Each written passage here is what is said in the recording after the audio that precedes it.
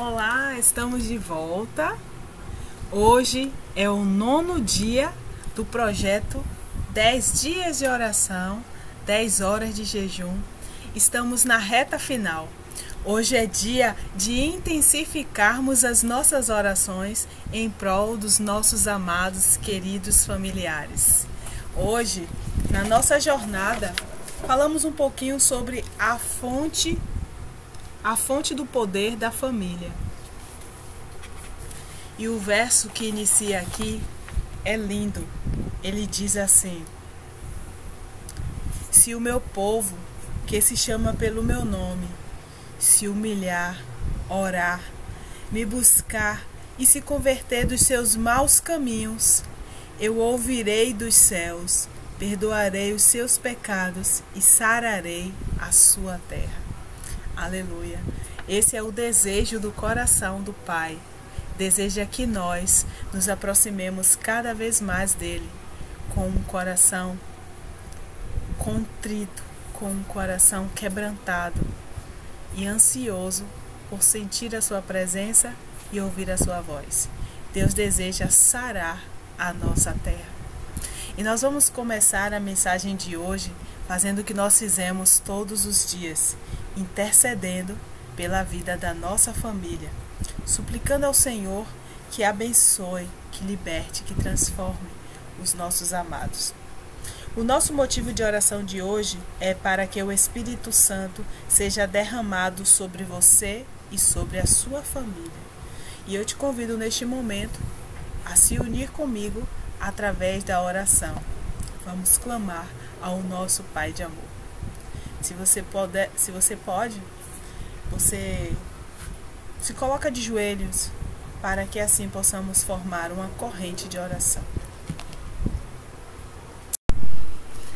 Ajoelhados então, vamos conversar com o nosso Deus. Pai querido e Pai de amor,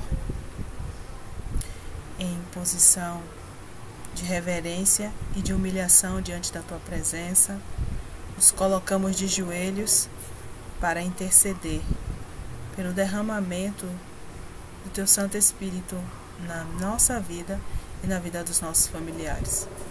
Tu sabes, melhor do que nós mesmos, a grande necessidade que temos, Senhor, de ter o Senhor em nossas vidas, de sentirmos a paz que procede do Senhor, a alegria, o amor, a bondade, a longanimidade, a fidelidade, a mansidão, o domínio próprio. Pai, somente com o fruto do Teu Espírito Santo em nossas vidas poderemos Te representar sobre a face da terra. Em nome de Jesus Cristo, eu Te suplico por cada nome, Senhor Deus, que se encontra nas casinhas de oração, nas caixinhas de pedidos, em todo o canto da terra em que há adoradores tementes e confiantes na Tua intervenção, Pai, eu Te suplico pelas almas que foram apresentadas diante do Teu altar. Almas que necessitam do Senhor, da Tua misericórdia, da Tua graça, do Teu toque na vida deles. Sabemos, Senhor, que o Senhor não desiste de nós, que o Senhor está constantemente batendo a porta do nosso coração e do coração da nossa família para que Te aceitemos como nosso único e suficiente Salvador.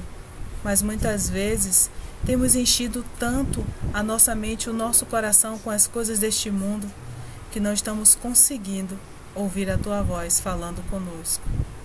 Por isso, em nome de Jesus Cristo e pelo sangue que Ele derramou na cruz do Calvário para nos salvar, eu Te suplico, Senhor Deus, pela restauração dos nossos familiares.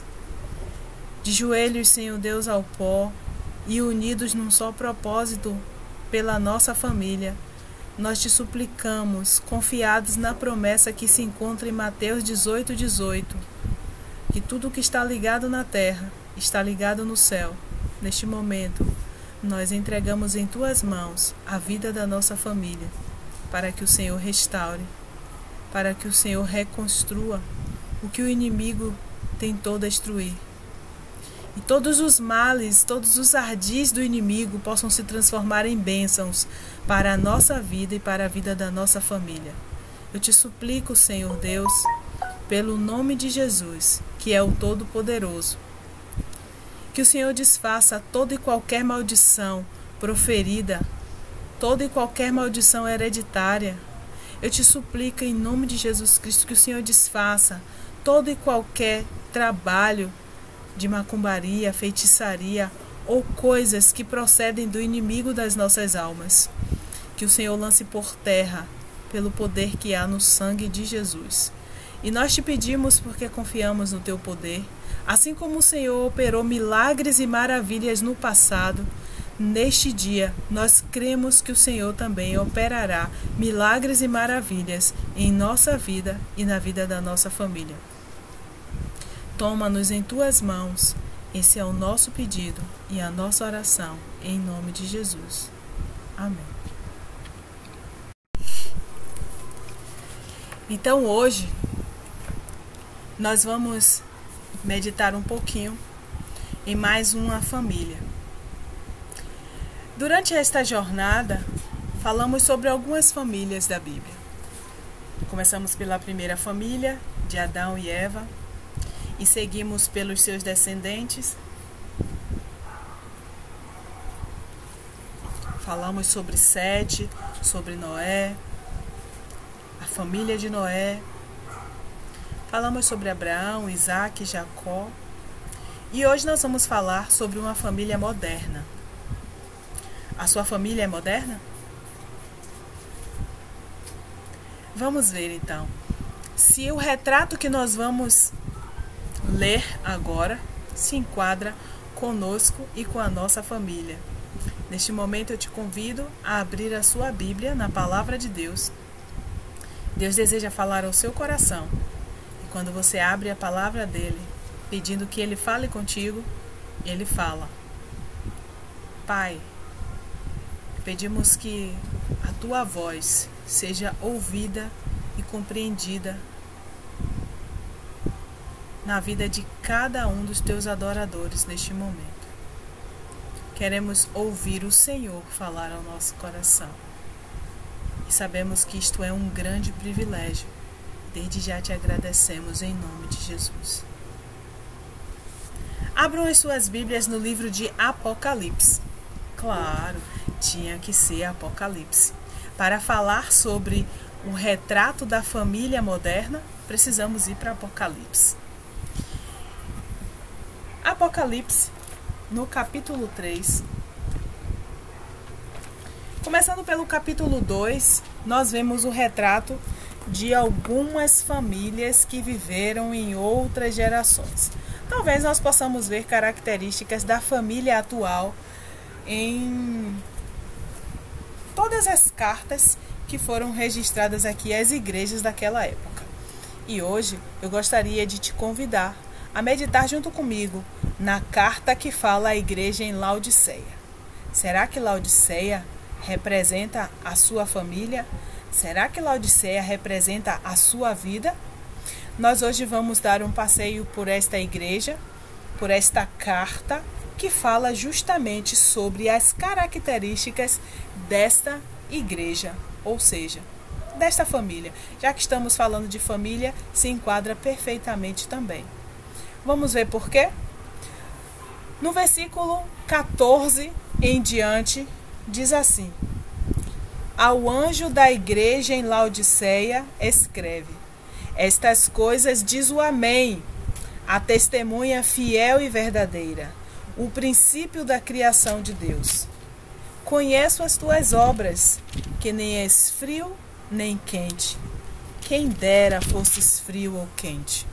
Assim, porque és morno e não és quente nem frio, estou a ponto de vomitar-te da minha boca. Pois dizes: estou rico e abastado, e não preciso de coisa alguma, e nem sabes que tu és infeliz, sim, miserável, pobre, cego e nu. Aconselho-te que de mim compres ouro refinado pelo fogo para te enriqueceres, vestiduras brancas para te vestires, a fim de que não seja manifesta a vergonha da tua nudez, e colírio para ungires os olhos, a fim de que vejas. Eu repreendo e disciplino a quantos amo. Sê, pois, zeloso e arrepende-te. Eis que estou à porta e bato. Se alguém ouvir a minha voz e abrir a porta, entrarei em sua casa e cearei com ele e ele comigo. Ao vencedor, dar-lhe-ei sentar-se comigo no meu trono, assim como eu venci e me sentei com meu Pai no seu trono. Quem tem ouvidos, ouça o que o Espírito diz às igrejas. Eu li todo o texto, mas eu gostaria de voltar a algumas passagens e gostaria de te convidar a refletir sobre cada um dos trechos dessa passagem. A igreja de Laodiceia, que é uma das igrejas da Ásia, ela tem muitas características que já foram estudadas por muitos teólogos, teologandos, pesquisadores, arqueólogos, etc. E ela traz um retrato muito atual, muito moderno. Se formos analisar profundamente essa passagem, vamos descobrir coisas extraordinárias. Como, por exemplo, no versículo 14 diz que ao anjo da igreja em Laodiceia escreve: estas coisas diz o Amém, a testemunha fiel e verdadeira, o princípio da criação de Deus. Quem é o Amém? Quem é a testemunha fiel e verdadeira? O princípio da criação de Deus. Está registrado aqui. Quando você volta aqui para o livro para o primeiro capítulo de Apocalipse, primeiro ele se apresenta. Diz o seguinte: revelação de Jesus Cristo, que deu. Revelação de quem?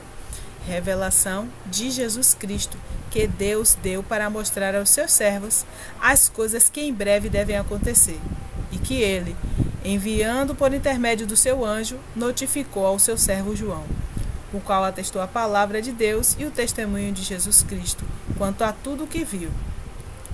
E aí nós vamos pular para o versículo 4, que diz assim: João, às 7 igrejas que se encontram na Ásia, graça e paz a vós outros, da parte daquele que é, que era e que há de vir, da parte dos 7 espíritos que se acham diante do seu trono, e da parte de Jesus Cristo, a fiel testemunha, o primogênito dos mortos e o soberano dos reis da terra.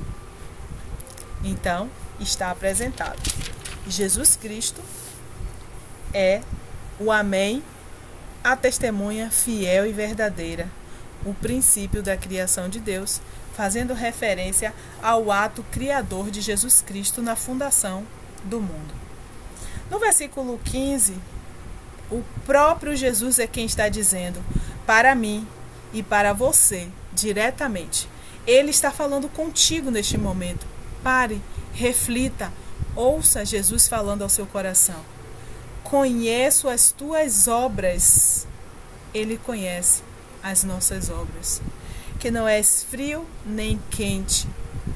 2 extremidades, frio e quente. Mas Jesus disse que nós não somos nem frios nem quentes. Ou seja, essa família atual não é nem fria e nem quente. Está em meio termo. Só que o meio termo é um estado de desconforto. No versículo 16 diz assim: assim porque és morno e nem és quente nem frio, estou a ponto de vomitar-te da minha boca. Estou a ponto de vomitar-te da minha boca. Algo quente, como um mingau, um chá, assim, é algo bom e aceitável ao nosso paladar. E algo frio também faz muito bem, uma água bem fria, um suco frio, é algo agradável ao paladar. Mas quando é algo morno, a gente sente enjoo, a gente sente desejo de vomitar. Mas observem que Jesus diz: estou a ponto de vomitar-te da minha boca. Ou seja, ele prendeu essa sensação ruim. Nos suporta, mas ele não nos vomita. O versículo 17 diz: pois dizes, estou rico e abastado e não preciso de coisa alguma. Isso é algo incomum? Não, não é algo incomum. A nossa natureza pecaminosa tem dia após dia chegado à conclusão de que nós podemos ser grandes, nós podemos ser fortes, nós podemos ser independentes, não precisamos de ninguém à nossa volta, somos egoístas, vivemos a vida construindo o nosso império, construindo a nossa vida acadêmica e achamos que porque temos o potencial para construir isto ou aquilo, nós não precisamos de ninguém à nossa volta, muito menos de Deus. E muitas famílias têm vivido esta triste realidade de se achar autossuficiente. O versículo 18, ainda no versículo 17, Jesus diz assim: olha, você nem sabe que você é cego e miserável e pobre e nu. E ele não disse isso à toa. Ele tem um motivo especial para falar sobre esses 4 pontos. Mas ele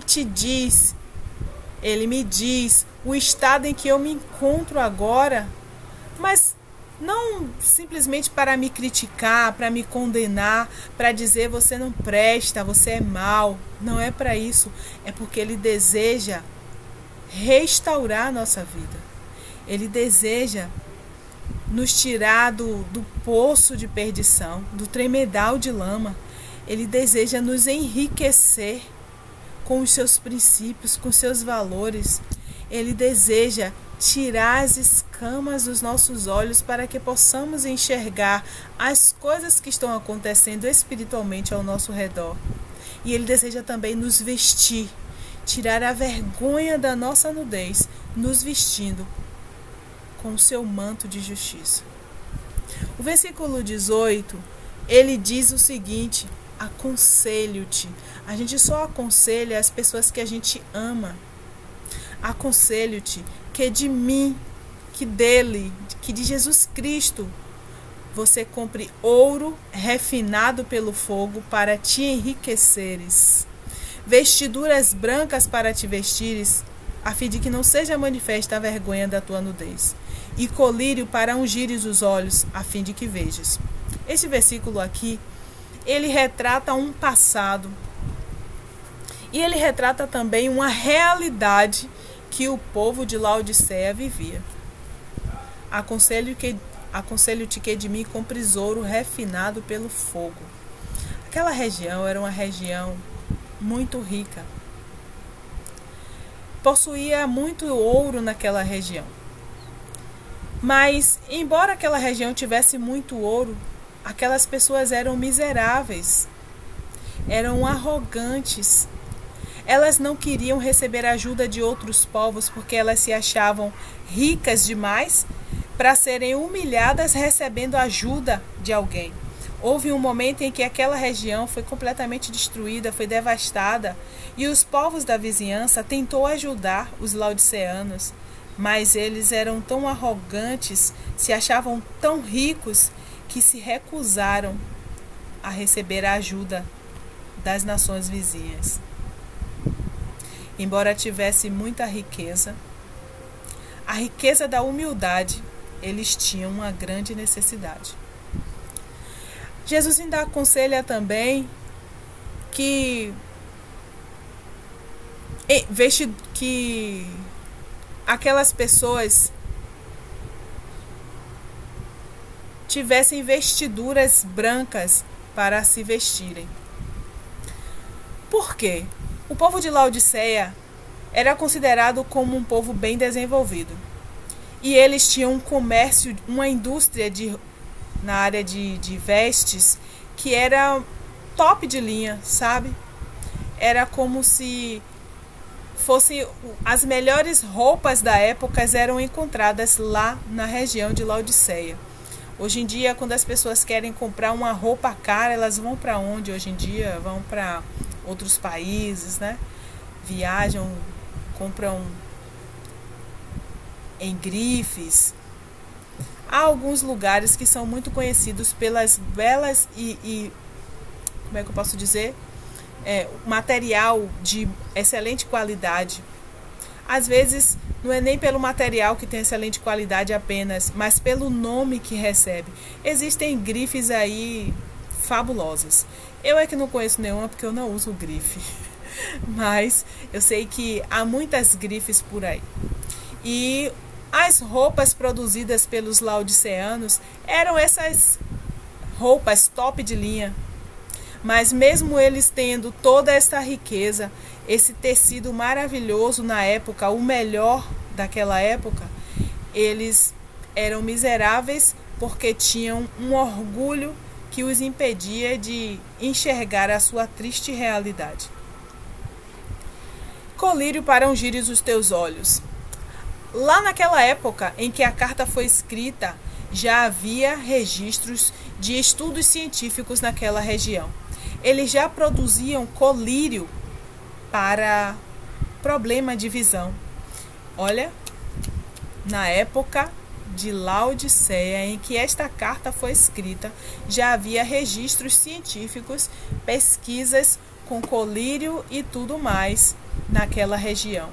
Mas Jesus Cristo disse justamente para aquela região que era rica em ouro, que tinha o melhor tecido e as melhores roupas para se vestir, para se vender, para se comercializar, e para aquela região que também já era pioneira em pesquisas científicas e que inclusive já haviam desenvolvido até colírio, Jesus aconselha justamente aquilo tudo que eles achavam que possuíam, Jesus dizia para eles que eles estavam necessitando.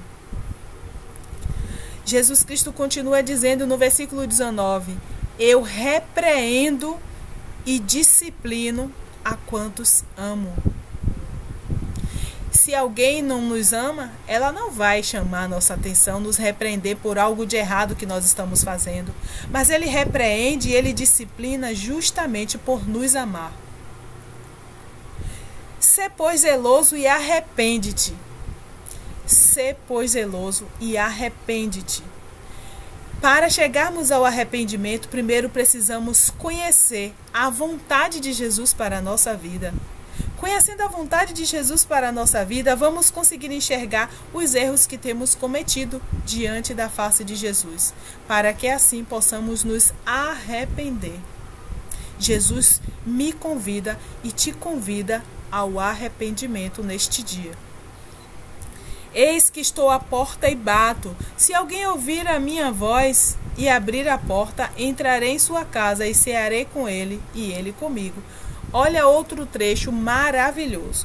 E esse trecho é uma carta que foi escrita para a igreja em Laodiceia. Hoje nós também somos uma igreja. E Jesus continua falando a mesma mensagem que disse naquela época para os laodiceanos. Hoje ele está dizendo para mim e para você. E já somos servos do Senhor. Ele diz que ele está do lado de fora. Se ele estivesse do lado de dentro do nosso coração, ele não precisaria bater na porta. Se você ouvir Jesus batendo a porta do seu coração, abra e convide-o para entrar. Ao vencedor, dar-lhe-ei sentar-se comigo no meu trono, assim como também eu venci e me sentei com meu Pai no seu trono. Jesus deseja que você seja vencedor. Não somente você, mas você e a sua casa, você e a sua família. Se Jesus venceu, se Jesus esteve aqui nesse mundo como homem, venceu todas as duras provas e tentações, ele o fez justamente para te dizer que você também pode vencer. Quem tem ouvidos, ouça o que o Espírito diz às igrejas. Parece uma frase retórica, não é? Mas Jesus, ele tinha tanto interesse que eu e você dessemos ouvidos à voz do Espírito Santo, que ele repetiu esta mesma solicitação 7 vezes. A igreja que está em Éfeso, ele disse no capítulo 2, versículo 7, quem tem ouvidos, ouça o que o Espírito diz às igrejas.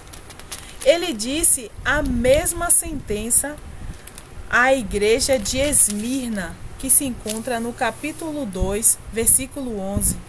Quem tem ouvidos, ouça o que o Espírito diz às igrejas. Ele disse a mesma sentença à igreja em Pérgamo, em Apocalipse, capítulo 2, versículo 17. Quem tem ouvidos, ouça o que o Espírito diz às igrejas. Ele repetiu também a mesma sentença para a igreja em Tiatira, que está em Apocalipse, capítulo 2, versículo 29. Quem tem ouvidos, ouça o que o Espírito diz às igrejas. Ele disse essa mesma sentença à igreja que está em Sardes, Apocalipse, capítulo 3, versículo 6. Quem tem ouvidos, ouça o que o Espírito diz às igrejas. Ele repetiu esta mesma sentença para a igreja que está em Filadélfia, Apocalipse, capítulo 3, versículo 13. Quem tem ouvidos, ouça o que o Espírito diz às igrejas. E por fim, ele está dizendo para mim e para você. Quando ele se referiu à igreja de Laodiceia, que faz referência à última geração de igrejas, a geração que nós estamos vivendo. Apocalipse, capítulo 3, versículo 22. Quem tem ouvidos, ouça o que o Espírito diz às igrejas. Você está ouvindo, igreja? Você está ouvindo, família? O Espírito Santo deseja falar ao seu coração. Jesus Cristo tem interesse pela sua vida. Jesus Cristo deseja restaurar a sua vida. Se você acha que não precisa de conhecimento, se você acha que já aprendeu o suficiente para resolver as suas questões aqui neste mundo, Jesus hoje te diz que você precisa dele em todos os aspectos da sua vida. Aconselho-te que de mim compres ouro provado no fogo, para que te enriqueças. Esse fogo representa, mais uma vez, a atuação do Espírito Santo na sua vida. Somente através da atuação do Espírito Santo, você e a sua família poderá chegar à conclusão de que é pecador e do quanto necessita de Deus na sua vida. Parece algo complexo, mas é a coisa mais simples deste mundo. Conhecer a Jesus, entregar a sua vida a Ele, através da manifestação do Espírito Santo na sua vida. E hoje eu finalizo essa jornada de 10 dias de oração.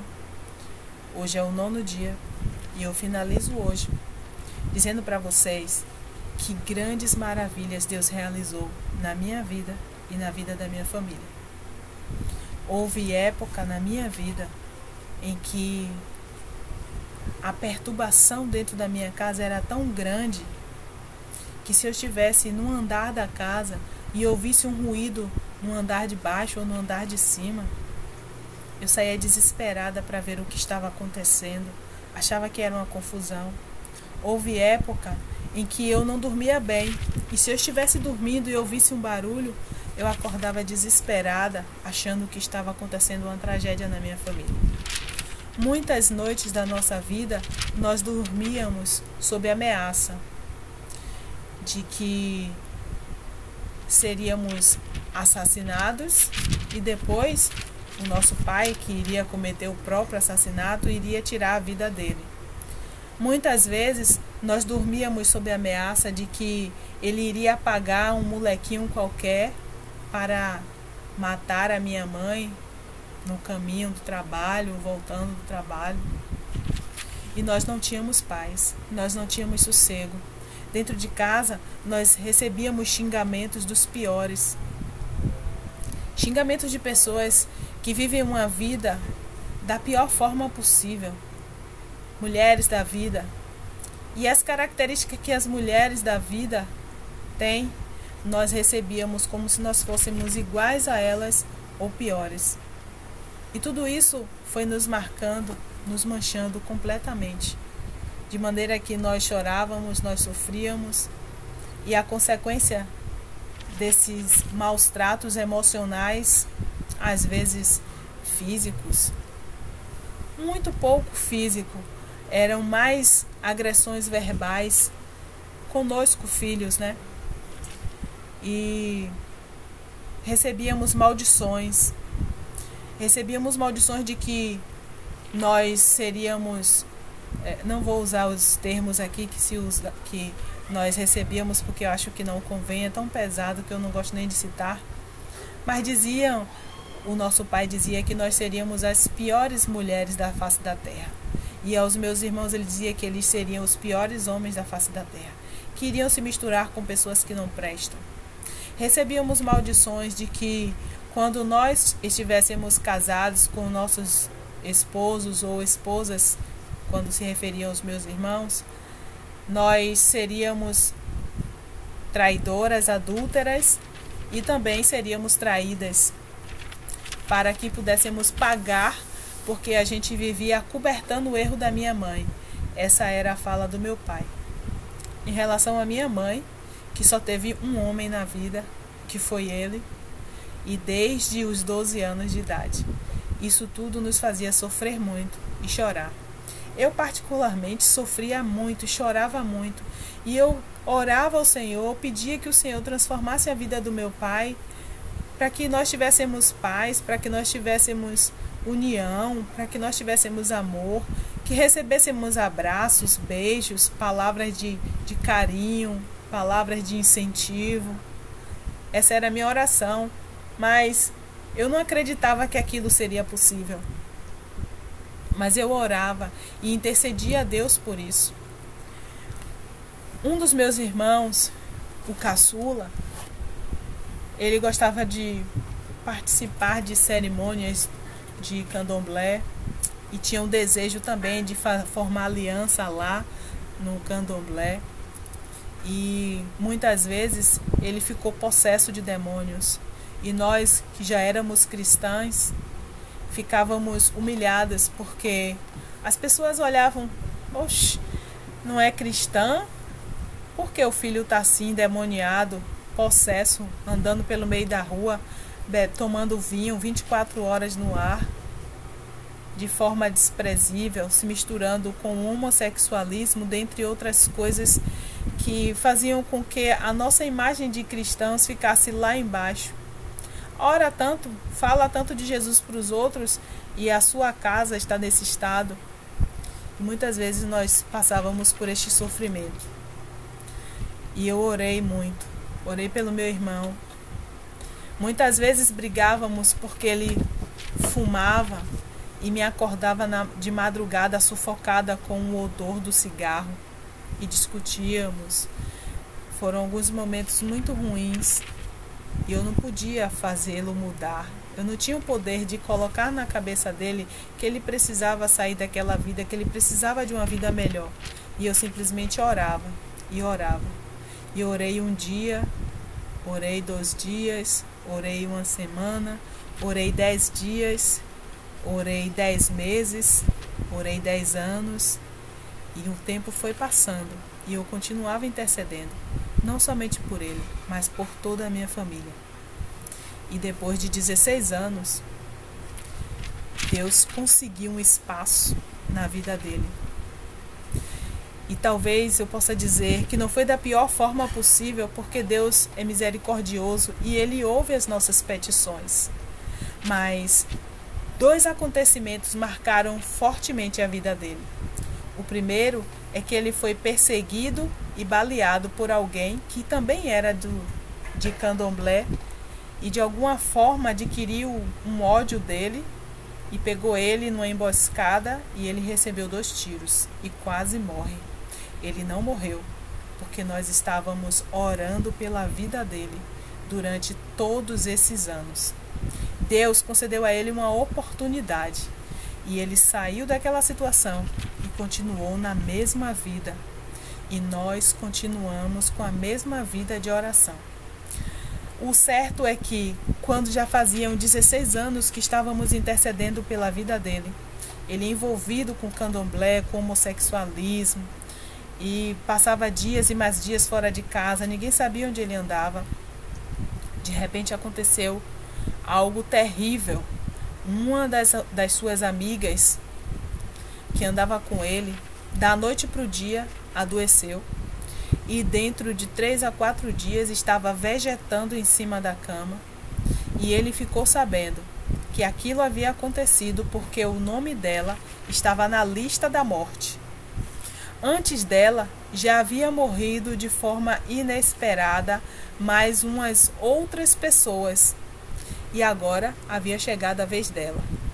E aquela pessoa que vivia brincando, sorrindo, bebendo, curtindo, ficou inútil em cima da cama em menos de 1 semana. E justamente no dia do aniversário do meu irmão, aquela mulher morreu. Da pior forma possível. Sem falar, sem conseguir se alimentar, sem conseguir levantar da cama. Ela morreu. E aquilo foi chocante na vida dele. Aquilo foi marcante, aquilo tocou profundamente o interior do meu irmão. Foi um mal que aconteceu, que veio para um bem. Aquele jovem arredio, rebelde, desrespeitoso com as pessoas, fumante, que bebia constantemente, passou a ficar dentro de casa, sem fumar, sem beber, assustado, porque ele também ficou sabendo que o próximo nome da lista da morte era o dele. E louvado seja Deus por esta notícia que ele recebeu. Nós intensificamos as nossas orações quando percebemos que algo estranho estava acontecendo. E confiantes de que os males vêm para o bem daqueles que temem a Deus, intensificamos as nossas orações. E ele não tinha paz, ele não conseguia dormir, ele ficava velando à noite. E numa madrugada, quando eu dormia tranquilamente no meu quarto, depois das minhas orações, a minha mãe dormia no quarto dela, ele não conseguia dormir, ele não tinha paz. E ele acordou a minha mãe, foi até o quarto da minha mãe, acordou a minha mãe, ele estava chorando, desesperado. E eu estava dormindo no meu quarto, mas o Espírito Santo me despertou. E eu ouvi ele chorando tão baixinho, cochichando com a minha mãe. Eu ouvi, porque foi o Espírito Santo quem me permitiu participar dessa bênção.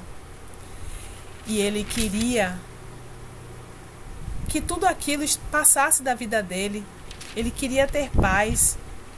E naquele momento, eu e a minha mãe dissemos: você quer que eu faça uma oração por você? Ele disse sim. Quando ele disse sim, a gente só faltava pular, dando glória e aleluia. Quando nós perguntamos a ele: você deseja aceitar a Jesus como seu único e suficiente Salvador e desfazer a aliança que você tem com o inimigo? Ele disse sim. E o meu coração explodia de alegria, de uma emoção incontrolável. Eu chorava, mas era de tanta alegria dentro do meu ser. Aquelas orações de 16 anos agora estavam se concretizando. E eu disse assim: você quer que eu convide o pastor para vir aqui amanhã?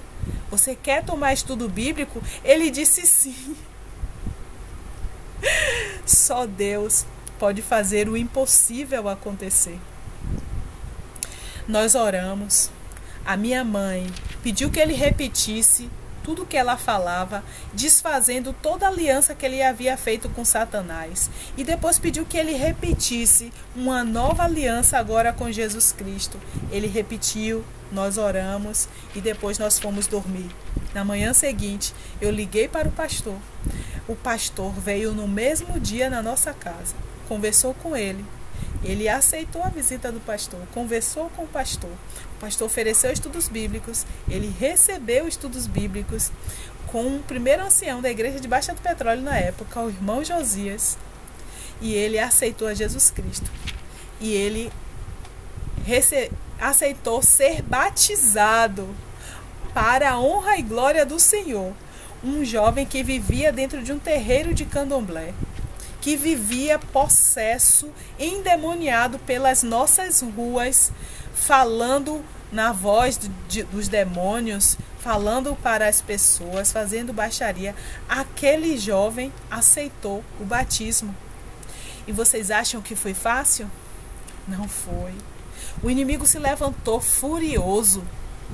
O inimigo disse que estaria presente no batismo, porque ele iria sair de dentro do tanque com a mão para trás, possesso de demônios.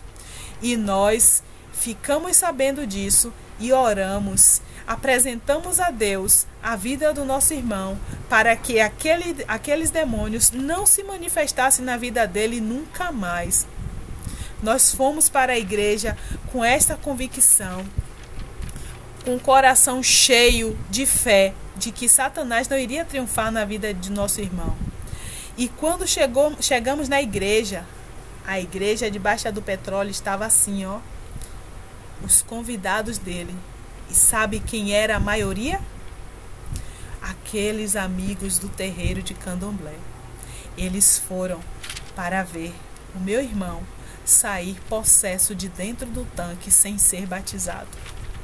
E ele entrou no tanque. Quando ele entrou no tanque, o pastor apresentou a vida dele. Ele aceitou o voto batismal.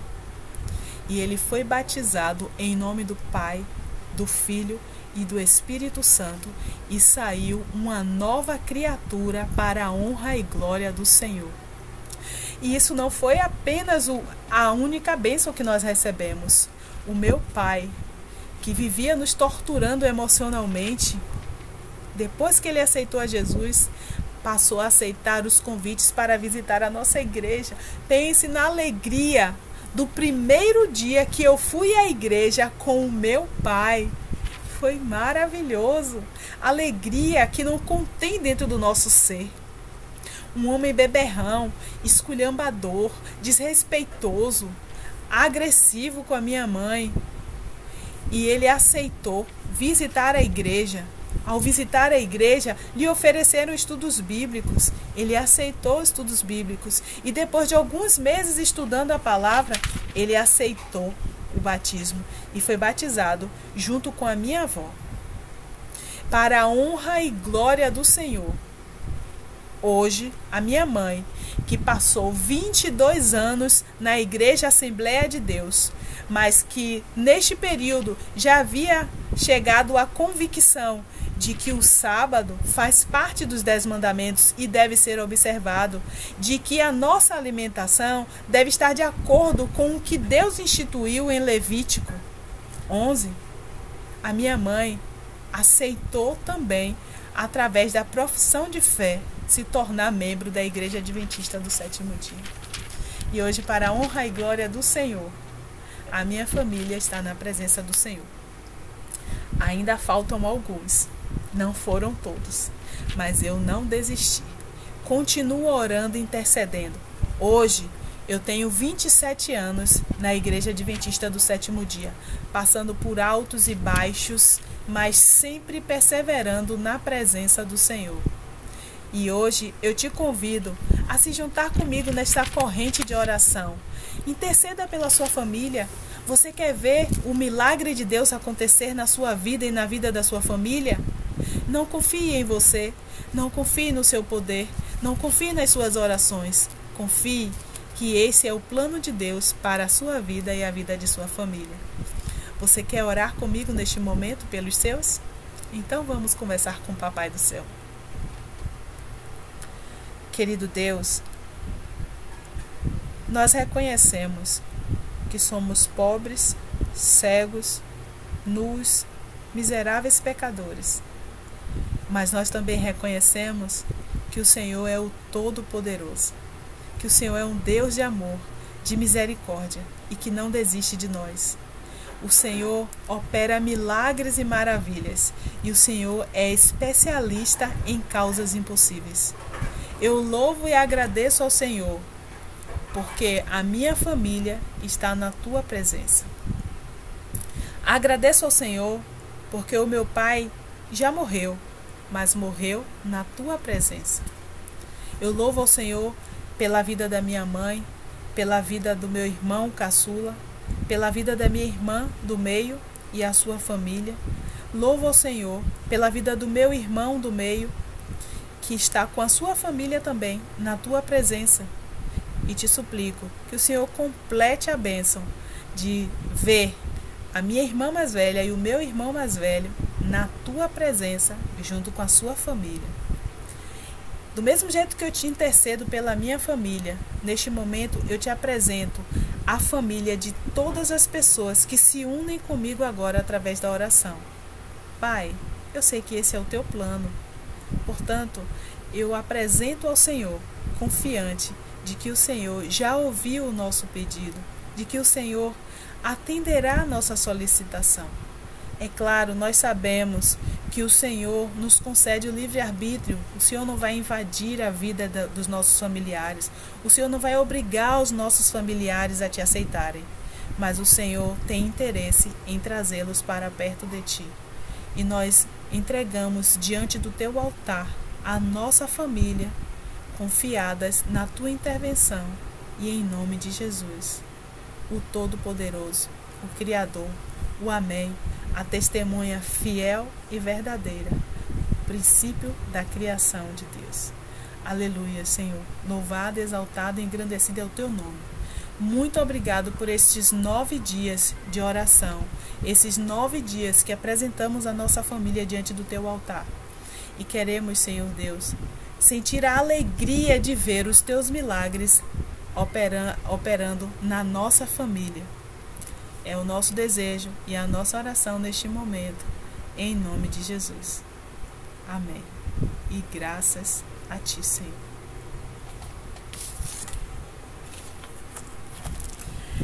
Que o Senhor abençoe, restaure, transforme, liberte e cure a sua família, em nome de Jesus. Que o Senhor te abençoe.